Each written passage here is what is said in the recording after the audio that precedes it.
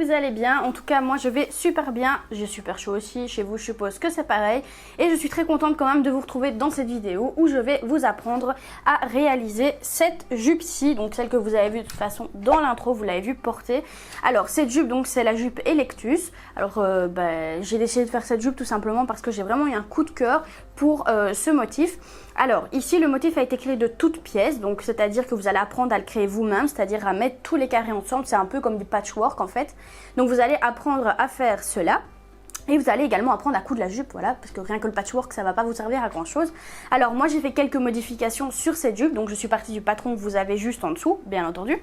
Et alors j'ai également fait les modifications, c'est-à-dire en fonction de ma taille. Donc moi je suis très petite, j'ai fait le patron en fonction d'une taille standard, c'est-à-dire pour une taille d'1m65. Je fais moins d'1m50, maintenant vous le savez.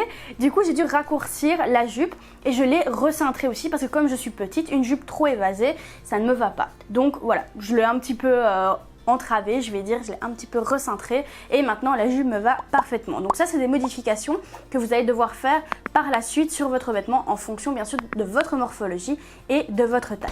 J'arrête avec mon blabla, je suis pas plus longue, on passe directement à la pratique.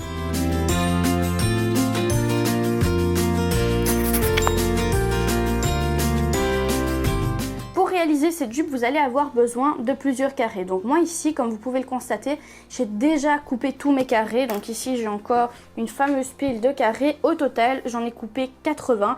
J'en ai coupé 80, au moins j'étais sûre voilà, d'être bien correcte avec tout. Enfin que je n'allais pas en manquer tout simplement. Donc moi ici j'ai fait le choix de faire cette jupe en suédine. Vous pouvez la faire en simili-cuir ou autre chose. Moi ici c'est un tissu non extensible, donc si vous voulez un modèle qui va se rapprocher le plus de ce modèle-ci, je vous conseille de prendre bien entendu un tissu non extensible.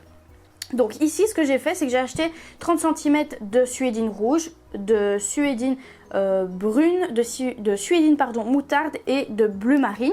Et donc rien qu'avec 30 cm de chaque, j'ai pu avoir 80 carrés, ce qui me donnera au final ma jupe. Alors comment je sais qu'ici je dois avoir cet espace-ci tout simplement pour pouvoir couper ma jupe? Alors c'est tout simplement le fait de prendre le patron. Donc ici j'ai pris le patron du dos et je l'ai mesuré et je sais tout simplement qu'au niveau du bas, donc le plus large, il mesure plus de 30 cm, donc d'office j'avais besoin de 3 carrés. Et au niveau du haut, ici il mesure moins de 20 cm, donc je savais que j'avais besoin quand même de 3 carrés au cas où. Bon là il n'est pas cousu, enfin ce n'est pas cousu, donc forcément mettez toujours un carré supplémentaire pour être sûr d'avoir de la marge. Et comme il est empli de tissu, tout simplement j'ai refait la même chose de l'autre côté. Alors ici ce que je vous conseille, c'est donc comme moi de faire des carrés de 13 sur 13, vous pouvez faire des 10 sur 10 si vous voulez, mais n'oubliez pas de rajouter votre valeur couture. Donc moi ils font 13 sur 13 avec valeur couture, donc terminé, ils feront 12 sur 12.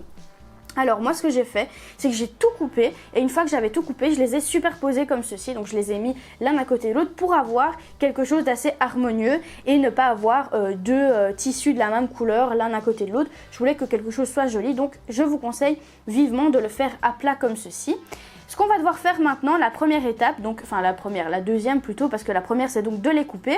La deuxième étape, ça va être de les assembler. Donc comme on est sur plein de carrés, plein de petits carrés, ça va être comme un patchwork en fait. C'est clairement une jupe en patchwork. On va devoir tout simplement en fait venir coudre une première bande. Donc on va les mettre endroit contre endroit chacun.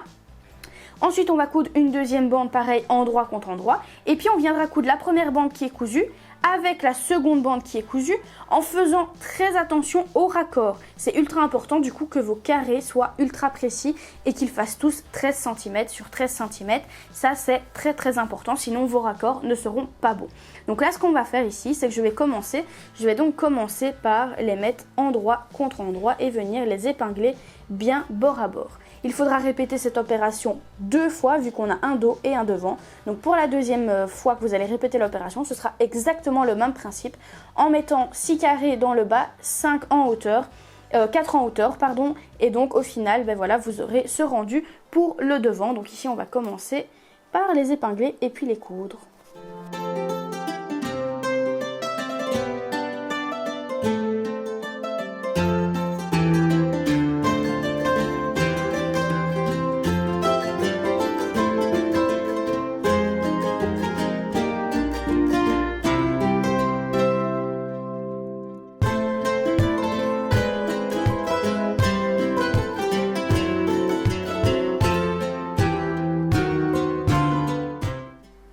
fois qu'on a cousu les 4 rangées, on va maintenant devoir les assembler. Donc pour les assembler, on va avoir besoin donc d'en prendre 2 comme ceci, les mettre endroit contre endroit et il va falloir faire correspondre les coutures. Donc ça veut dire qu'on est endroit contre endroit et qu'on vient soit ouvrir les coutures, soit on les couche. Donc ça c'est vous qui voyez si vous voulez coucher les coutures ou les ouvrir. Alors si vous ne les repassez pas, je vous conseille de les coucher, que ce soit vers la droite ou vers la gauche. Ce sera beaucoup plus simple de coucher les coutures.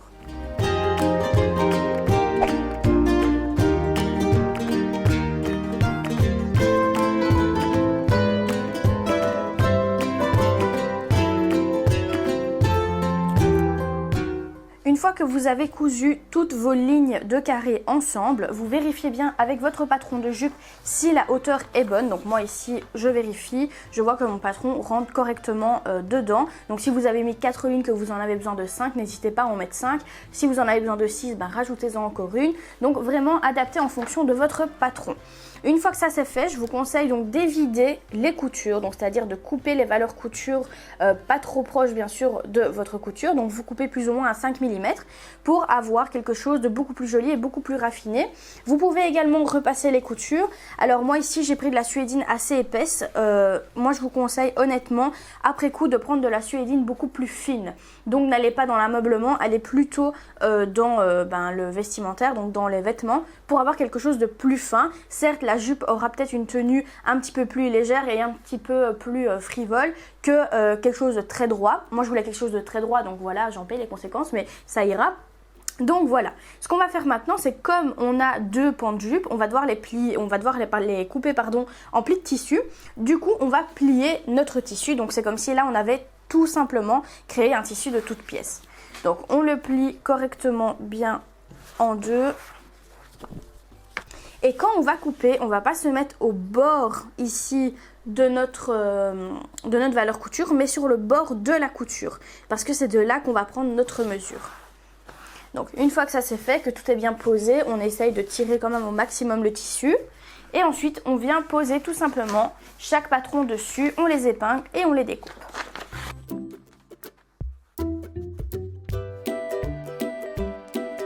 Une fois qu'on a mis nos 2 pans sur nos tissus, on va pouvoir les couper. Alors ça va pas être évident, ça va être plutôt, je vais dire, approximatif, mais essayez vraiment de suivre votre patron, ça c'est très important. Bien sûr, je dis approximatif si vous faites la même chose que moi. Donc c'est-à-dire que si vous êtes parti d'un tissu suédine, que vous avez coupé des carrés et que vous avez fait ceci, bah forcément ça va être beaucoup plus compliqué. Maintenant, si vous êtes sur un tissu très simple et que vous n'avez pas du tout suivi ce que moi j'ai fait, à ce moment-là, bien sûr, ce sera plus facile de couper. Une fois qu'on a coupé notre patron dans le tissu, on va maintenant pouvoir les assembler. Donc moi ici, comme vous pouvez le voir, enfin je ne sais pas si vous le voyez bien en caméra, mais sur le bleu, ici j'ai mis une petite épingle pour savoir le dos, enfin pouvoir reconnaître en fait le dos du devant. Donc quand vous retirez vos patrons, bien sûr ici vous savez l'endroit de l'envers, hein, ça se voit d'office, pas besoin de faire une petite croix. Mais pour reconnaître le dos du devant, vu que le patron est pratiquement le même, à quelques centimètres de différence, il faut mettre une petite épingle ou une petite croix si vous voulez. Moi je mets une épingle, au moins je suis sûre que je ne marque pas mon tissu. Après une petite épingle, honnêtement ça fait pas de traces sur sur votre tissu. Je vais y arriver, je suis fatiguée aujourd'hui, tout va bien. Donc du coup ce qu'on va faire ici, c'est qu'on va commencer par assembler un sous-bras. Alors ça va être très important de le faire bien minutieusement. Et ensuite il faudra assembler le second, mais le second devra être assemblé avec un fermoir. Vu qu'on a un milieu dos et un milieu devant en pli de tissu, le fermoir se trouvera donc au niveau du sous-bras. Donc ici on va venir se mettre endroit contre endroit et venir choisir tout simplement le côté qu'on souhaite épingler et fermer et le côté où on souhaite mettre un fermoir, et bien celui-là on s'en occupera juste après. Alors on commence ici par le sous-bras, donc le droit ou le gauche en fonction de ce que vous préférez. Et ce qui est très très important, c'est de faire correspondre donc ici nos petits raccords. Donc c'est-à-dire que chaque tissu doit être bien en face de l'autre. Donc c'est-à-dire que les raccords doivent être faits correctement. Ça c'est le plus important.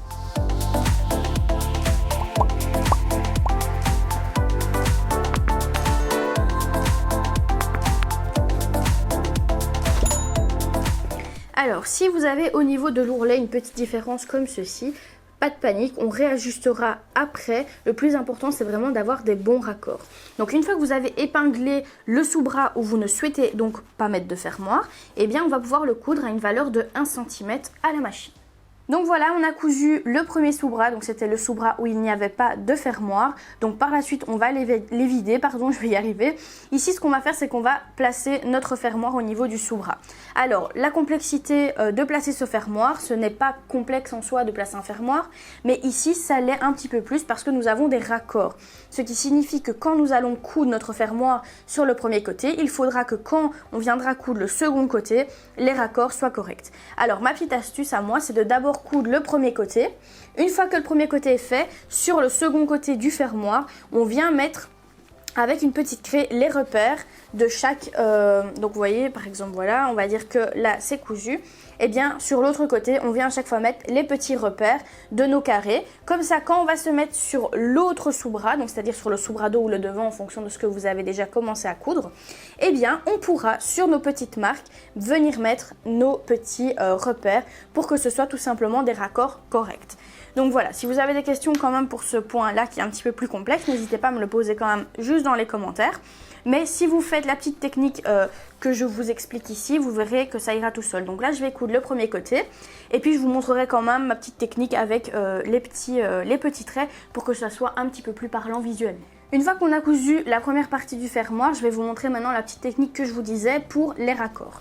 Alors, vous pourrez faire comme vous le souhaitez. Moi ici, je vais vous montrer une technique que je trouve relativement simple et sympa pour vraiment avoir quelque chose de super.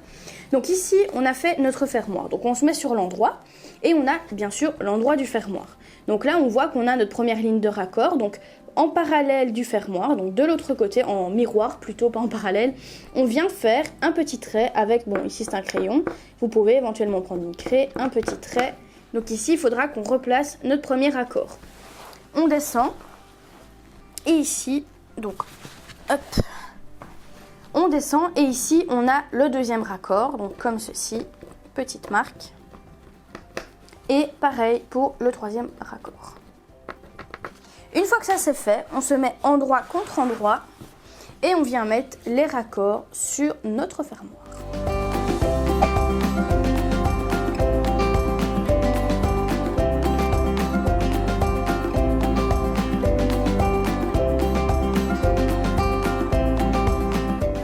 Une fois que c'est fait, on a donc mis les raccords correctement, on vient finir notre couture et ensuite on pourra fermer le bas de notre jupe. Donc voilà, une fois que vous avez cousu votre fermoir, que les raccords sont bien faits, on va maintenant passer à la dernière étape. Alors, il y a plusieurs solutions. Enfin, plusieurs, oui, je m'éloigne là, il y a deux solutions, on va dire, simples. Soit vous finissez avec un empiècement, c'est-à-dire que vous reprenez le patron, vous faites une bande, vous rajoutez une valeur couture de 1 cm, vous venez coudre et vous rentrez à l'intérieur. Une finition plus invisible, on va dire. Alors moi, je vous avoue, j'ai pas trop envie de me compliquer la tâche. On va faire une jupe basique. Donc ici, je vais replier de 1 et je vais venir faire une surpiqûre tout le contour de ma taille. Pour l'ourlet, ce sera pareil. Donc pour l'ourlet, vous mettez la robe, j'allais dire, vous mettez la jupe sur vous. Et ensuite, vous voyez tout simplement à quelle hauteur vous souhaitez faire votre ourlet. Et puis, vous pliez à l'intérieur comme ceci, ourlet simple. Et on vient faire également une piqûre. Alors moi, je vais surpiquer en blanc parce que je trouve que ça peut être très joli en blanc. Et bien sûr, je vais faire un point bien large pour ma surpiqûre. Comme ça, au moins, ça donnera plutôt un effet décoratif que de faire un point serré. Faites un point vraiment plus large possible. Ça tiendra tout autant, ne vous inquiétez pas. Donc là, je récapitule, on coud au niveau de la taille à 1 cm et on fait l'ourlet. Et l'ourlet, ça c'est en fonction de votre taille à vous. Donc c'est-à-dire si vous faites 1m60, 1m70, moins d'1m50 comme moi. Oui, je sais, c'est drôle de faire moins d'1m50. Mais voilà, vous faites en fonction bien sûr de votre taille. Donc voilà, vous avez vu que la confection de la jupe en elle-même n'est pas très compliquée. Ce qui donne vraiment ce rendu waouh, c'est vraiment le tissu. Donc ici, c'est un peu plus long. Je vais pas dire compliqué parce que c'était pas compliqué de coudre tous les carrés ensemble, mais c'était un peu long. Oui, effectivement, c'est un patchwork, ça prend plus de temps. Mais au final, le rendu est super beau. Donc voilà, moi je suis super contente de cette jupe, je vais pouvoir la porter cet automne. Alors ça dépend, si vous la faites dans un tissu plus léger, vous allez pouvoir la porter cet été. Moi je l'ai fait dans une suédine, donc forcément le tissu est un peu plus lourd. Pour la porter l'été ça va être un petit peu compliqué parce qu'il fait vachement chaud. Je sais pas si ça se voit mais je meurs de chaud, je suppose que chez vous c'est pareil. Du coup voilà, pour moi ce sera plutôt une jupe d'automne, mais vous pouvez éventuellement la porter l'été. D'ailleurs si vous faites cette jupe, n'hésitez pas à la mettre sur les réseaux sociaux et en nous taguant dessus. Donc c'est-à-dire vous taguez Enjoy Couture, comme ça moi je pourrai voir toutes vos créations et ça me fera super plaisir. Donc pour vous procurer le patron de la jupe, ça se passe juste dans la description. Vous avez un petit lien, vous cliquez, vous pouvez télécharger la jupe et comme ça vous allez pouvoir la réaliser également pour vous ou alors pour quelqu'un que vous connaissez. On peut aussi coudre pour les autres et pas toujours pour soi. Alors si vous n'avez pas non plus vu mon ancienne vidéo, donc c'est-à-dire ma vidéo précédente qui est super intéressante, n'hésitez pas à aller la voir, je vous la mets dans le petit, je crois qu'il se trouve par ici ou par là. C'est la vidéo sur la formation patronage qui est maintenant sortie. C'est donc une formation où vous allez créer vous-même vos patrons de A à Z, c'est-à-dire que vous allez pouvoir ensuite réaliser tous vos vêtements grâce au patron de base que vous avez créé dans cette formation. Donc si vous êtes intéressé, ça se passe également dans la description, vous avez le lien de la formation, n'hésitez pas à y aller, moi je vous conseille d'aller d'ailleurs même très rapidement avant le 31 juillet à minuit parce qu'il y a une offre de lancement qui est super intéressante, donc ça se passe juste ici en dessous. Nous on se retrouve dans une prochaine vidéo, je vous fais plein de gros bisous et je vous dis à bientôt, salut.